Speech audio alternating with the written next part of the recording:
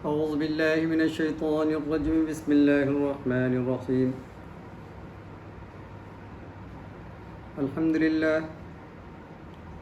لله الذي نحمده ونستعينه ونستغفره ونؤمن به ونتوكل عليه ونعوذ بالله من شرور أنفسنا ومن سيئات أعمالنا من يهد الله فلا مضل له ومن يضلله فلا هادي له ونشهد أن لا إله إلا الله ونشهد أن محمدا عبده ورسوله أعوذ بالله من الشيطان الرجيم بسم الله الرحمن الرحيم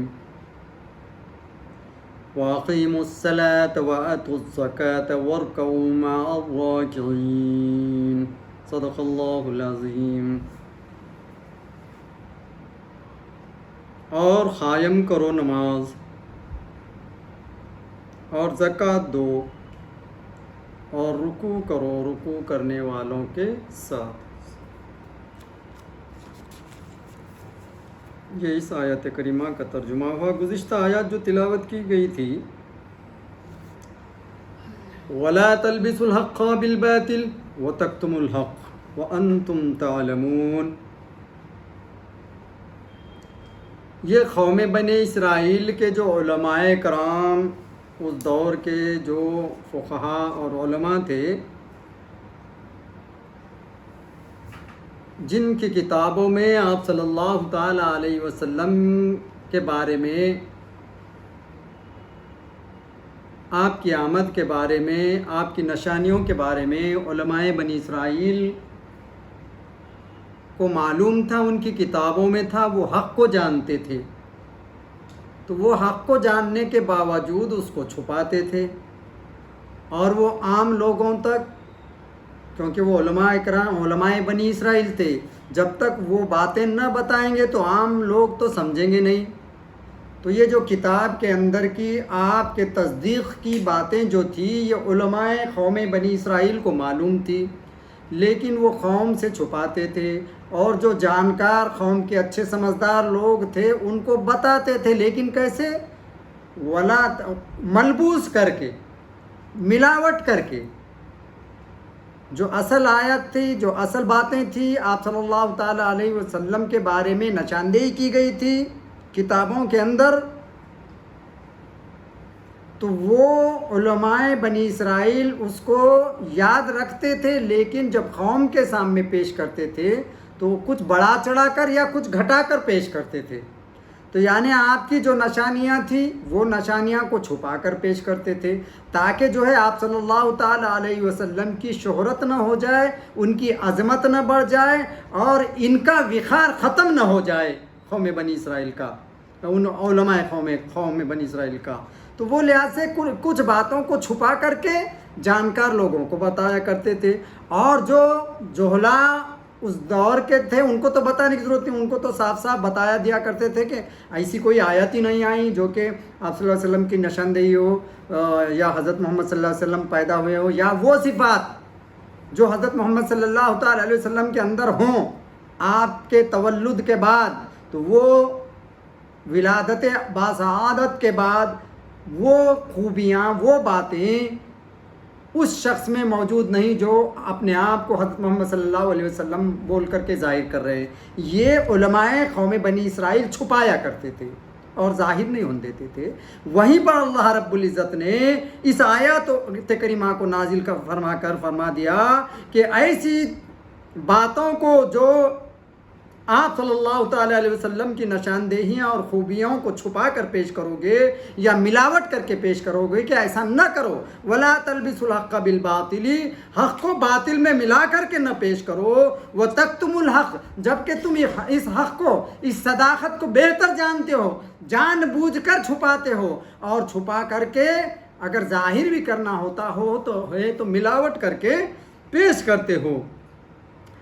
اور یہ تم جانتے ہو، یا اس کو کم قیمت میں یا کم اس میں بیچ دیتے ہو، یا اپنے ذہن کو، اپنی صداقت کو بیچ دیتے ہو. تو یہ چیز پہلے تو نمودار ہو گئی کہ آپ کی صلی اللہ علیہ وسلم کی ولادت ہو گئی اور آپ ظاہر ہو گئے. آپ کے ظاہر ہونے کے بعد بڑے بڑے قوم بنی اسرائیل کے علماء جو ہے پست ہو گئے. ان کی جو تعریف و توصیف قوم کیا کرتی تھی اور ماننے والے جو تھے وہ ان سے ہٹ گئے, ان کی طرف سے منہ موڑ لیے. اب وہ کس کی طرف راغب ہوئے؟ آپ صلی اللہ تعالیٰ علیہ وسلم کے صفات و اوصاف اور آپ کے اخلاق, آپ کے کردار و گفتار اور آپ دیے جانے والے پیغامات کی طرف قوم بنی اسرائیل رجوع ہونے لگی. یہ دیکھ کر کے ان کو یہ خدشہ ہوا کہ ہماری عظمت اور ہماری بڑاگی یہاں سے ختم درہم برہم ہونے والی, اور جو انکم کا ذریعہ ہم نے جو بنا کر رکھا ہے قوم کو ڈرا ڈرا کر, ان کو پھسلا کر, ان کو بہکا کر, وہ ذریعہ ہمارا ختم ہونے لگا. یہ خدشہ ان کو ہونے لگا, اس لیے وہ یہ آیتوں کو چھپایا کرتے تھے. تو اللہ تعالیٰ نے اس کو ظاہر کر کے فرمایا کہ ایسے نہ کرو, اگر ایسا کرو گے تو تم ہمارے نمبر 1 کے دشمن اور نمبر 1 کے خسارہ پانے والوں میں سے بن جاؤ گے.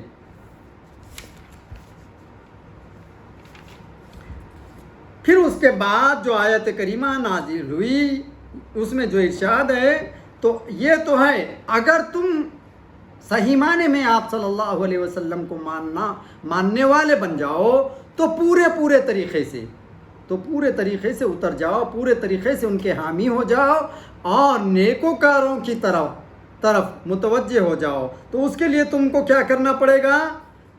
آپ صلی اللہ تعالیٰ علیہ وسلم کے احکامات کو ماننا پڑے گا, آپ پر نازل ہوئی قرآنی آیتوں پر عمل کرنا ہوگا. تو اس کے اندر کیا احکامات نازل ہوئے؟ وَأَقِیمُوا الصَّلَاةَ وَآتُوا الزَّکَاةَ. تو تم کو نماز قائم کرنا ہوگا, آپ کو ماننا ہی نہیں ہوگا آپ صلی اللہ علیہ وسلم کو, بلکہ ان کے ساتھ ہو کر کے آپ کو ان کی جو حرکتیں ہیں یا اللہ کے جو احکامات ہیں, جو ایکٹیویٹیز ہیں, وہ ایکٹیویٹیز میں بھی آپ کو نیکوکاروں کے آپ صلی اللہ تعالیٰ علیہ وسلم کے ساتھ شامل ہونا ہوگا. تو اقیموا الصلاۃ, تو کیا کرنا پڑے گا؟ نماز کو قائم کرنا پڑے گا. وآتوا الزکوٰۃ, اور اپنے مال کی زکوٰۃ بھی نکالنا پڑے گا. اور پھر وَارْكَعُوا مَعَ الرَّاكِعِينَ, رکوع کرنا پڑے گا رکوع کرنے والوں کے ساتھ. رکوع کا معنی رکع سے مراد جھکنا ہوتا ہے عربی میں. تو جھکنے کے بہت سارے اقسام ہیں. اب جھکنے والوں کے ساتھ رکوع کرو, رکوع کرنے والوں کے ساتھ اللہ کا احکام آیا. اب رکوع خاص طور پہ, اب رہا سوال نماز کا, وَأَقِیمُوا الصَّلَاةَ, تو نماز جو ہے حضرت آدم سے لے کے ایدم تک, عیسیٰ علیہ السلام تک یکے بعد دیگرے نماز آتی رہی, اور نماز تمام انبیاء اکرام نے نماز ادا کی. ہو سکتا ہے نماز کی جو ترتیب ہے, ترکیب ہے, ارکان ہیں, الگ الگ ہو سکتے ہیں. تو وہ الگ الگ پہلو, الگ الگ احکامات, الگ الگ مرحلات, الگ الگ اوقات, الگ الگ حالات میں آتے رہے قوم اور نبیوں کے ساتھ ساتھ. تو اس طریقے سے قوم بنی اسرائیل پر بھی اور نبیوں پر بھی نمازیں تھیں, اور وہ اسی طریقے سے ادا کرتے تھے جیسا کہ وہ نبی ادا کرتے. لیکن ان نمازوں کے اندر رکوع نہیں تھا. لیکن آپ صلی اللہ تعالیٰ علیہ وسلم کو جو نماز کے احکامات آئے اس کے اندر رکوع ہے. وَارْكَعُوا مَعَ الرَّاكِعِينَ, تو رکوع کرو رکوع کرنے والوں کے ساتھ. اب رکوع کرنا گویا کہ جھکنا. دیکھو اب رکوع کرو, اب بہت سارے بادشاہ بھی بادشاہیت میں آئے, تو ان کے دور بادشاہیت کے اندر جھک کر کے, بو ڈاؤن, جھک کر کے رکوع کی حالت میں جا کر کے بھی لوگ بہت دیر تک تعمیل کیا کرتے تھے. تو ویسی تعمیل کرنا, ویسے رکوع کرنے والوں کے ساتھ جھک جانے کے احکامات, یہ احکام میں شامل نہیں.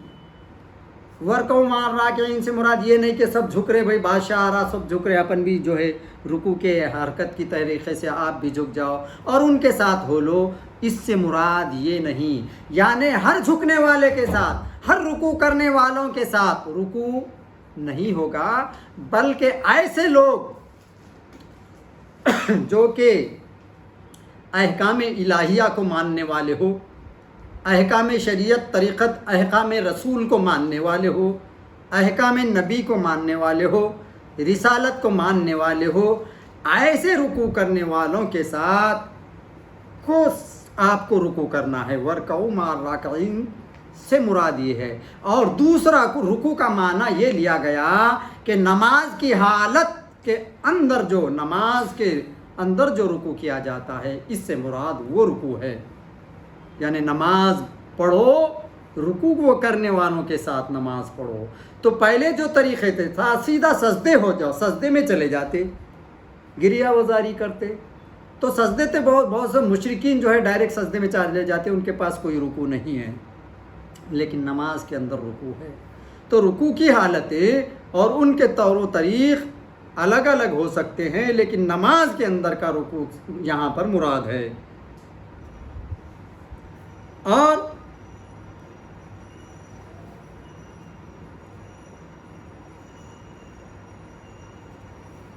اس آیت کا پچھلی آیتوں سے چند طرح تعلق ہے۔ ایک یہ کہ پہلے بنی اسرائیل کو ایمان لانے کی رغبت دی گئی اور نیک عمل کرنے کا حکم دیا جا رہا، اب نیک عمل کرنے کا حکم دیا جا رہا۔ چونکہ ایمان اعمال پر مقدم ہے، اس لیے ایمان کا حکم پہلے دیا گیا اور اعمال کا بعد میں۔ خیال رہے کہ خود کفر کرنا بھی کفر ہے، اور دوسروں کو ایمان سے روکنا بھی کفر، اور کسی کو کفر کی رغبت دینا بھی کفر۔ ان تینوں قسموں کے کفر سے منع فرما کر انہیں نماز وغیرہ کا حکم دیا گیا، یعنی خود کفر نہ کرو اور دل کو ایمان سے روک کر کافر نہ بنو، پھر نیک اعمال بھی کرنا۔ دوسرے یہ کہ اب تک انہیں ایمان کا حکم دیا گیا تھا، اب فرمایا جا رہا ہے کہ صرف ایمان ہی پر قناعت نہ کرنا بلکہ اس کے بعد نیک اعمال بھی کرنا۔ تیسرے یہ کہ پہلے فرمایا گیا تھا کہ تم لوگوں کو ایمان سے روک کر اپنے علیحدہ جماعت نہ بناؤ، اب فرمایا جا رہا ہے کہ خود ایمان لا کر مسلمانوں کی جماعت میں آ جاؤ۔ چوتھے یہ کہ علماء بنی اسرائیل 3 بیماریوں میں گرفتار تھے: خود پسندی، مال کی حرص، حسد وغیرہ۔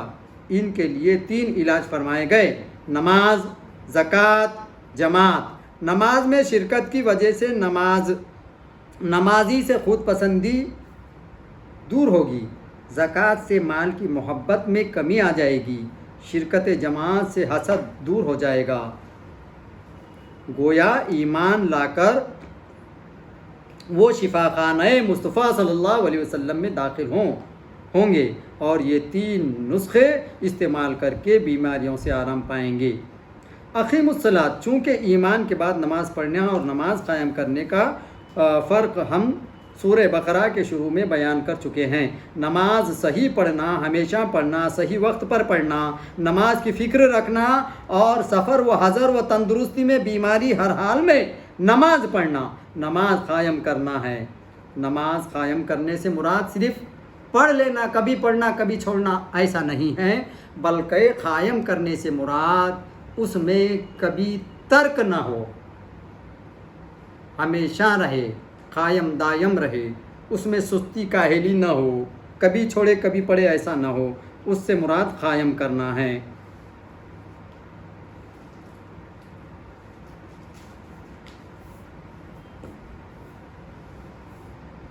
واقعی الصلاۃ، چونکہ ایمان کے بعد نماز پڑھنا اور نماز قائم کرنا فرق ہم سورہ بقرہ میں دیکھ چکے ہیں۔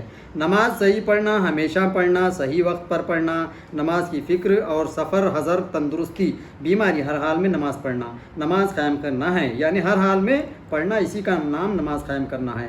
نماز قائم کرنا ہی انسان کو برائیوں فحش سے بچاتا ہے۔ اگر برائیوں سے بچانے والی کوئی چیز ہے تو وہ کیا ہے؟ نماز۔ اسی لیے فرمایا گیا ہے کہ تو نہیں جانتا کہ کیا ہے نماز، حق تعالیٰ کی ایک رضا ہے نماز، شان محبوبی کبریا ہے نماز، عزت و شان انبیاء ہے نماز، جو دکھاتی ہے راستہ حق کا وہ حقیقت میں رہنما ہے نماز، دور ہوتے ہیں رنج و غم جس سے وہ شفائے امراض ہے نماز، یعنی اس سے رنج و غم بھی دور ہوتے ہیں۔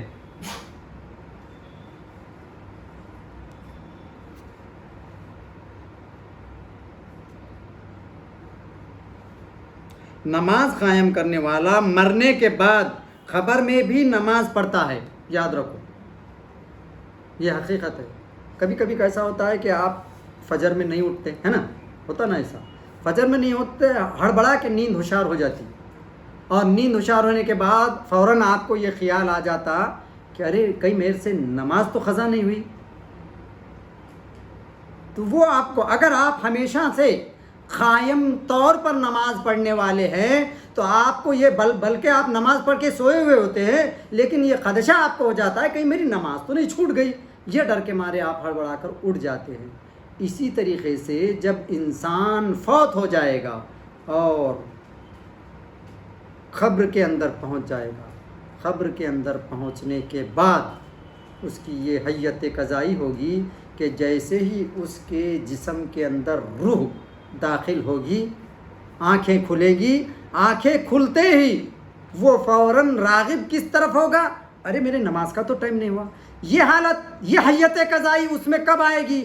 اس وقت آئے گی کہ وہ اپنی حالت زندگی میں ہر وقت نماز نماز اللہ اللہ کرتا ہوگا۔ کما تزرعوا تحصدوا، جیسا کرو گے ویسا بھرو گے، جیسے اعمال کرو گے وہی پاؤ گے، اور جیسی حالات میں رہو گے وہی حالات میں اٹھائے جاؤ گے۔ روز محشر کے دن بھی جب خبروں میں سے لوگ اٹھائے جائیں گے، جب پہلی مرتبہ خبر سے اٹھیں گے تو جو جس حالت میں، جس فکر میں، جس ذکر میں مرا تھا وہی اس کے لب پر رہے گا۔ یعنی سمجھو کوئی تجارتی ہے، تجارت کرنے والا، کوئی ترکاری بیچنے والا کہ آم اتنے کلو لے لو، جام اتنے کلو لے لو، تو وہی اس کے زبان پر رہے گا، آم اتنے کلو لے لو، جام اتنے کلو لے لو۔ اگر کوئی بندہ جس فقہ میں، جس مسئلے میں مصروف رہے گا زندگی میں، وہ وہی بڑبڑاتا ہوا، وہی زبان سے اٹرنگ آف دا ورڈ، وہی زبان سے تلفظات ادا کرتا ہوا نکلے گا۔ اگر آپ کا یہ جو خیال ہے، یہ جو ذہن ہے آپ کا، یہ ذہن اگر ویسا ہی رہے گا جیسا کہ آپ ذکر کر رہے ہیں زندگی میں، درود شریف پڑھ رہے ہیں آپ، چلتے پھرتے آپ کے زبان پہ، آپ کے لب پر وہی ذکر ہے، وہی تلفظات ہے، تو ظاہر سی بات ہے کہ جیسے ہی قفس عنصری کے اندر روح داخل ہوگی تو وہی تلفظات آپ کے زبان پر جاری و ساری رہیں گے، ہمیشہ آپ کلمے پڑھتے رہیں گے، ہمیشہ درود پڑھتے رہیں گے، ذکر و اذکار میں مشغول رہیں گے، آپ کی حالت جو ہے اللہ اور اللہ کے رسول کے تحت آپ کی زندگی رہے گی۔ یعنی روح نکلے گی تو اللہ کے خاطر، روح داخل ہوگی تو اللہ کے خاطر۔ جب آپ کی یہ نوعیت جسمانیت کے اندر داخل ہو جائے گی تو اس وقت آپ کے لب پر کلمہ شہادت ہوگا، حق لا الہ الا اللہ محمد رسول اللہ، وہی بول کر کے آپ اٹھیں گے۔ تو یہ خوش نصیبی، یہ چیز، یہ حالت، یہ آنے کے لیے آپ کو آپ کی زندگی اسی طریقے سے بسر کرنی ہوگی، آپ کے زندگی کے لمحات اسی طریقے سے گزر و بسر کرنے ہوں گے، تب جا کر کے یہ حالت آپ کے اوپر آئے گی، ورنہ یہ آسان نہیں ہے۔ تو واقعی الصلاۃ، نماز کو قائم کرنا سے مراد یہ ہے۔ یہودی و عیسائی بھی نماز پڑھتے تھے، لیکن اب اسلامی نماز قبول ہے، نہ کہ دوسری۔ اب وہ نماز اس حالت میں، اس دور میں نہیں چلے گی۔ خیال رہے کہ یہ حکم ایمان لانے کے بعد دیا جا رہا ہے، یعنی پہلے ایمان لاؤ پھر نماز پڑھو، یہ نہیں کہ بے ایمان رہ کر نماز پڑھیں۔ جیسے کہ بے وضو شخص سے کہا جائے کہ نماز پڑھو تو یہ مطلب نہیں کہ اس حالت میں پڑھ لے، بلکہ وضو کر کے نماز پڑھایا، یا یہ مطلب ہے کہ اے بنی اسرائیلیو، نماز کی فرضیت کے قائل ہو جاؤ۔ گویا آیت بما انزلت کے تفصیل ہے۔ وآتوا الزکاۃ، نماز کے بعد زکوٰۃ کا حکم دیا گیا، کیونکہ نماز بدنی عبادت تھی اور زکوٰۃ مالی عبادت ہے، اور بدن مال سے افضل ہے، اس لیے نماز زکوٰۃ سے افضل ہے۔ خیال رہے کہ دونوں جگہ حکم بظاہر یکساں ہیں، یعنی نماز پڑھو اور زکوٰۃ دو، لیکن نماز کا حکم مثل زکوٰۃ کے نہیں، کیونکہ نماز ہر غریب امیر پر فرض ہے اور زکوٰۃ صرف مالدار پر۔ زکوٰۃ کے لفظی معنی ہیں بڑھنا اور پاک ہونا۔ عرب والے کہتے ہیں کہ زکوٰۃ الزرع یعنی کھیتی بڑھ گئی، اور قرآن پاک فرماتا ہے غلام الزکیہ یعنی پاک لڑکا، اور فرماتا ہے قد افلح من تزکا یعنی کامیاب ہو گیا جو پاک ہوا۔ چونکہ زکوٰۃ نکالنے سے باقی مال پاک و صاف ہو جاتا ہے، جیسے ختنہ کرنے اور ناخن بال کاٹنے سے جسم پاک ہو جاتا ہے، اس لیے اس کو زکوٰۃ کہتے ہیں۔ نیز اگرچہ زکوٰۃ سے بظاہر مال گھٹتا ہے، لیکن حقیقتاً اس سے مال اور عمر میں برکت ہو جاتی ہے، بلائیں دور ہو جاتی ہیں، مصیبتوں سے امن ملتا ہے، اس لیے زکوٰۃ کہتے ہیں۔ تفسیر کبیر نے اس جگہ فرمایا کہ صدقہ و خیرات میں 6 فائدے ہیں، 3 دنیا میں اور 3 آخرت میں۔ دنیا میں رزق میں برکت، مال میں زیادتی، گھر میں آبادی ہوتی ہے، اور آخرت میں صدقے سے کیا کیا ہوتا ہے؟ عیبوں کو چھپایا جائے گا، عقبہ میں قیامت کی دھوپ سے بچایا جائے گا، آگ کے لیے آڑ بنے گا صدقہ یعنی جہنم کے لیے۔ یہاں بھی زکوٰۃ میں الف لام عہد خارجی ہے، یعنی اسلامی زکوٰۃ دیا کرو۔ بنی اسرائیل پر چوتھائی مال زکوٰۃ فرض تھا، اور اس کو قوانین کچھ اور تھے، مگر اب مصطفیٰ صلی اللہ علیہ وسلم کا زمانہ ہے، اس لیے اب انہی کے قوانین پر عمل کرنا ہوگا۔ وَارْكَعُوا مَعَ الرَّاكِعِينَ، یہ تیسرا حکم، یعنی اے بنی اسرائیل رکوع کرو رکوع کرنے والوں کے ساتھ۔ رکوع کے لغوی معنی جھکنا اور پست ہونا، اور اصلاح شریعت میں نماز کے ایک رکن کا نام ہے۔ یہاں یا تو لغوی معنی مراد ہے، یعنی جس طرح مسلمان اللہ تعالیٰ اور رسول صلی اللہ علیہ وسلم کے احکام پر سرخم کر دیتے ہیں، تم بھی سرکشی چھوڑ کر ان کے ساتھ اطاعت کرو، یا اصلاحی معنی میں اصلاحی معنی کی یعنی تم ان کے نمازیوں کے ساتھ رکوع کرو، رکوع کرنے والی نماز پڑھا کرو، یعنی کیونکہ یہودیوں کے نماز میں رکوع نہ تھا۔ گویا یہ جملہ اقیم الصلاۃ کی تفسیر میں ہے، یعنی کون سی نماز قائم کرو، رکوع والی، یا اس کا مطلب یہ ہے کہ جماعت سے نماز پڑھا کرو، کیونکہ جماعت کی نماز تنہا نماز پر 27 درجہ افضل ہے۔ تفسیر روح البیان۔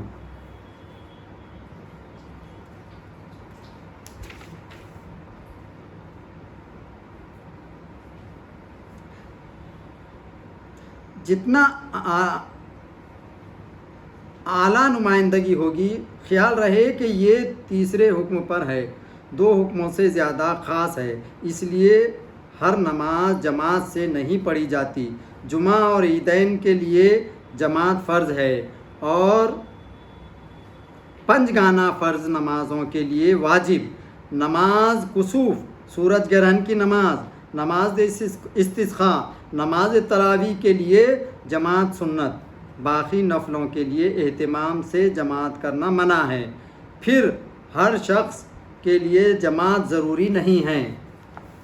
مسافر اور سخت بیمار پر جماعت معاف، ایسے ہی بارش اور آندھی میں جماعت معاف۔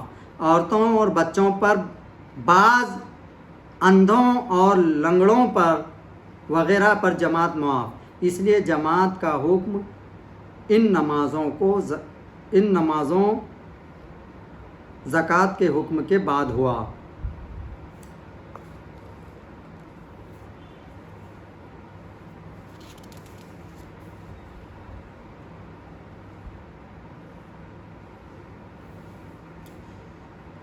مقام عشق میں حق کو باطل سے ملاؤ، اور تم پر جو کچھ انوار اور تجلیات نازل ہوں جو شریعت کے تصدیق کرتی ہوں، اس کو فوراً قبول کرنا اور اس کے منکر نہ ہونا، یہ تفسیر صوفیانہ ہے۔ منکر نہ بنو اور منزل عشق کی تکلیفوں کو برداشت کرو، کیونکہ یہ راستہ خاردار ہے اور تھوڑے آرام اور دنیاوی راحتوں کے عوض میں میرے ان فیوز و برکات کو فروخت نہ کر ڈالو، اور نماز عشق شروع کرنے سے پیشتر ہر حالت سے اپنی بندگی ظاہر کرو۔ نفی اور اثبات کے شغل میں عملاً مشغول رہو۔ اہل شریعت پر پڑھتے ہیں، یعنی جو شریعت اور طریقت پر عمل کرتے ہیں وہ کیا کرتے ہیں؟ لا معبود الا ہو، لا موجود الا ہو، لا مقصود الا ہو، لا مشہود الا ہو، لا شاہود الا ہو، یہ اہل حق کا ذکر ہے۔ لا معبود الا ہو اہل طریقت کے یہاں لا موجود الا ہو یعنی ما سوا اللہ کے نفی کر کے بحر توحید میں غوطہ لگاتے ہیں۔ جب نماز عشق شروع کرو تو سب سے پہلے اس پر عمل کرو، لا تقربوا الصلاۃ وانتم سکارا، جب تم کو محبت دنیا، کثرت رنج و غم ما سوا اللہ پر نظر کا نشانہ پڑا ہو تو نماز عشق کے قریب مت آؤ، اور یہ سب نشے عشق کے ترشی سے اتار دو اور پھر یہ نماز شروع کرو۔ جب شروع کرو تو اقیم الصلاۃ پر عمل کرو، یعنی نماز سیدھی ہو، ٹیڑھی نہ ہو، قلب و قالب ایک ہی طرف متوجہ ہوں، یہ نہ ہو کہ قلب اور جگہ ہو اور قالب اور جگہ۔ قلب کے ٹیڑھے ہونے سے ہر چیز ٹیڑھی ہو جائے گی۔ نماز کی پہلی اینٹ سیدھی ہو، رکھو۔ آتوا الزکوٰۃ، نفس کو حرص و حواس، برے اخلاق سے پاک کرو، دل کو ما سوا اللہ کے حساب سے پاک رکھو، کیونکہ ما سوا اللہ حق پر زیادتی ہے اور کمال پر زیادتی نقصان ہے، لہٰذا یہ زیادتی دور کرو اور آتوا الزکوٰۃ پر اس طرح عمل کرو اور انکساری اور اپنی ہستی کو مٹانے میں اس جماعت اولیاء کے ساتھ ہو جاؤ۔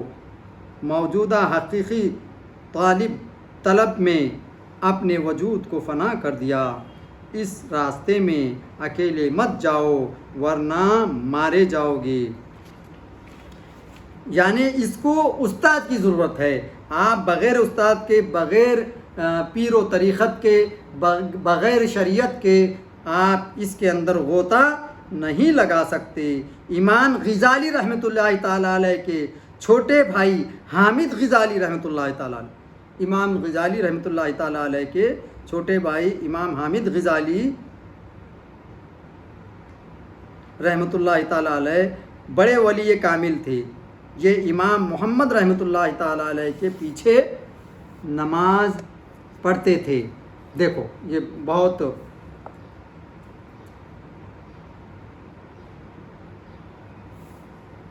نماز نہ پڑھتے تھے۔ کون؟ ان کے چھوٹے بھائی اپنے بھائی کے پیچھے نماز نہ پڑھتے تھے۔ تو نماز نہ پڑھنے کی وجہ کیا تھی؟ سنو، آپ جو ہے سو اپنے بھائی کے پیچھے جماعت سے نماز نہیں پڑھتے تھے، وہ آ جایا کرتے تھے۔ تو والدہ محترمہ نے ان سے پوچھا کہ بیٹے کیا بات ہے، تم اپنے بھائی کے پیچھے نماز کیوں نہیں پڑھتے؟ وہ امامت کرتے اور تم جو ہے پیچھے سے مڑ کر آ جاتے، کیا وجہ؟ تو اس کو یعنی کتابت میں کس طریقے سے، کس ڈھنگ سے پیش کیا، میں وہی پڑھ کر بتاتا ہوں۔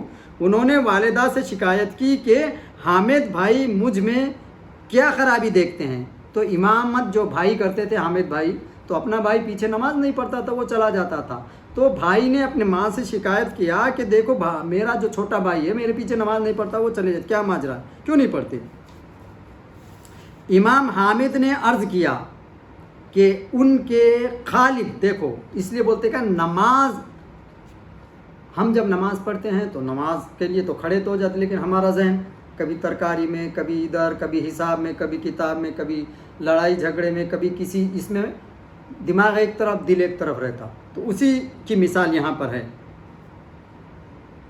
تو ان کے بھائی نے جب شکایت کی ماں سے تو بھائی نہیں پڑھتا میرے پیچھے. تو ماں نے ان سے پوچھا تو کیوں نہیں پڑھتے؟ تو ان کا یہ کہنا تھا کہ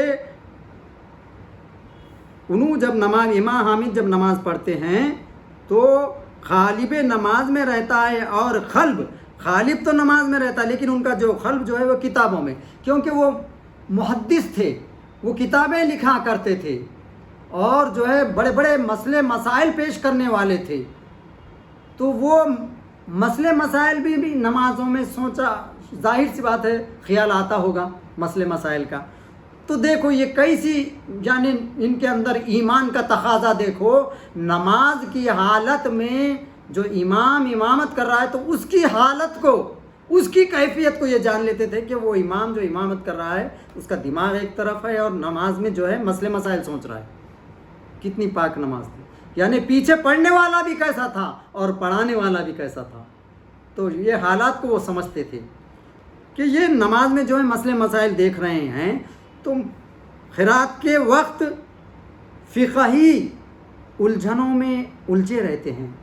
تو وہ کیا کہتے ہیں، وہ کیا بولتے ہیں کہ وہ میں اس لیے ان کے نماز نہیں پڑھتا تو یہ اللہ کی وحدانیت اس کی طرف متوجہ نہیں رہتے بلکہ اپنے مسئلے مسائل میں قرات کے اندر الجھے ہوئے رہتے ہیں. والدہ نے فرمایا بیٹا یہ مرض تو تم میں بھی ہے. دیکھو کیسی والدہ تھی، کیسی نورانی تھی، کیسی ہدایت والی تھی. جب ان کے بھائی نے یہ شکایت کی تو بڑے بھائی نے شکایت کی کہ یہ پیچھے نماز نہیں پڑھتے. چھوٹے بھائی نے بتایا کہ اس لیے نہیں پڑھتے کہ وہ نماز میں مسئلے مسائل میں مصروف رہتے، اللہ کی طرف ان کی رغبت نہیں رہتی. تو ماں نے کہا کہ یہ جو شکایت ہے یہ تو تمہار میں بھی ہے. تو فرمایا کہ وہ کیسے؟ وہ ایسے جب وہ مسئلے مسائل میں نماز کے اندر مشغول رہتے تو جو پیچھے جو تم نماز پڑھ کے پیچھے نماز تو تمہاری نماز کی جو حالت ہے تو ان کے چیمے گوئیاں تلاش کرنے میں تم بھی تو وہی مرض میں مبتلا ہو. تمہارا رغبت جو ہے اللہ کی طرف کہاں ہے؟ تم وہ بھائی کی جو ہے کمی بیشی کے اندر وہ چیزیں ڈھونڈ رہے ہو نماز کے اندر. تم کیا کر رہے ہو؟ تم بھی تو وہی کر رہے ہو. ماں بھی والدہ بھی کیسی تھی، پڑھنے والے بھی کیسے تھے، ماشاء اللہ خیر. فرمایا بیٹا یہ مرض تو تم میں بھی ہے کہ وہ تو نماز میں مسائل ڈھونڈتا ہے اور تم اس کی عیب جوئی کرتے ہو. تو تم سے وہ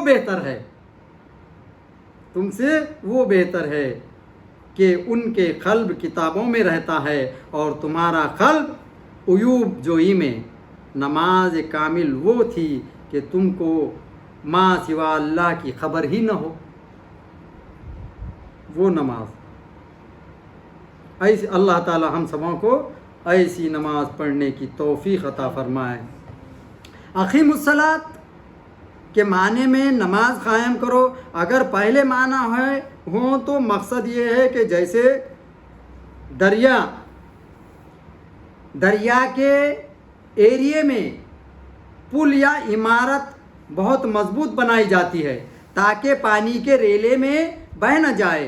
مضبوط مصالح قابل انجینئر کی رائے اور لاحق مستریوں سے چنائی کی جاتی ہے. یعنی ہر چیز پختہ ہوتی ہے. دنیا گویا کہ دریا ہے. دریا کیا ایریا ہے جہاں نفسانی شیطانی طغیانی آتی رہتی ہے.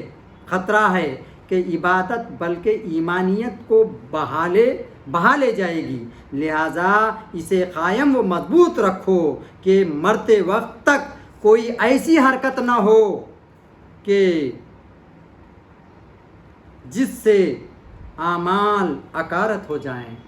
ہم زندگی بھر تو اللہ اللہ کرتے رہے، نمازیں پڑھتے رہے، لیکن ہماری اس پڑھنے میں، اس ذکر و اذکار میں، اس کے اندر قائمیت نہ ہو، دائمیت نہ ہو، تو مرنے کے قبل ایسا نہ ہو کہ یہ سب اکارت ہو جائے اور ہم جو ہے مرتے وقت اس سے یہ ہم سب چیزوں سے سلب نہ ہو جائے. تو یہ بھی ہم کو خدشہ ہونا چاہیے.